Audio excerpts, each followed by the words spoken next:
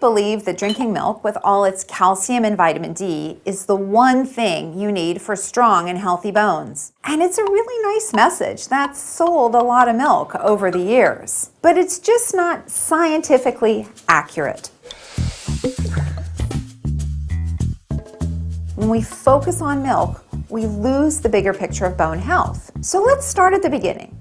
Adults have 206 bones that form the main part of the skeletal system. They're the support structure or cage that protects our organs. But they do so much more. They work with our muscles to move our bodies. They store important minerals. They produce hormones, and they even make our blood. Many people think of a Halloween skeleton when they imagine bone, but that only gives us a one-dimensional view. Bone actually has 3 layers. On the outside, there's the periosteum, a tough membrane that covers and protects. Next, there's a thick layer of compact bone, the white, hard, smooth part that most people are familiar with. But inside, there is spongy or trabecular bone and an inner core filled with bone marrow, which contains stem cells that make blood and are constantly dividing. Most people understand that our bones grow when we're kids and adolescents.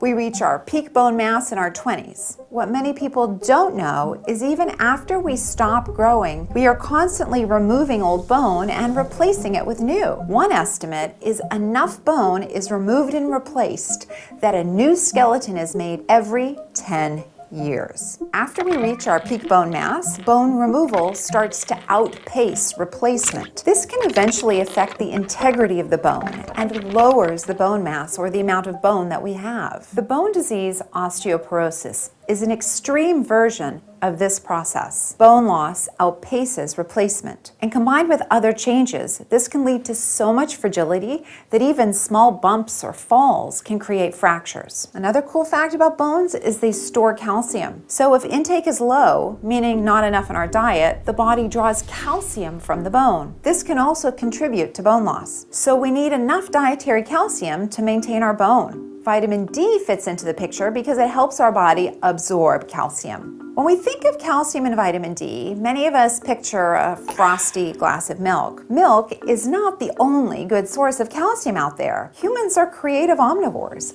We can get calcium from a lot of other sources, yogurt and cheese, for example. But also look for leafy greens like spinach and kale, cruciferous vegetables like broccoli and cabbage, and proteins like tofu, nuts, beans, eggs, and fish. Fortified cereals and orange juice are also good too, and chia seeds. And vitamin D is plentiful in fatty fishes, and our skin makes it from the sun. However, some people may need supplements. Another important factor for bone health is exercise. Mechanical loading stimulates the cells that build bone, and muscles pulling on the bone may do this as well. In fact, any activity that puts stress on your bones, like walking, jogging, dancing, racket sports, even strength training, like doing weights, stimulates extra deposits of calcium and growth of new bone. In addition, stronger muscles can help with balance.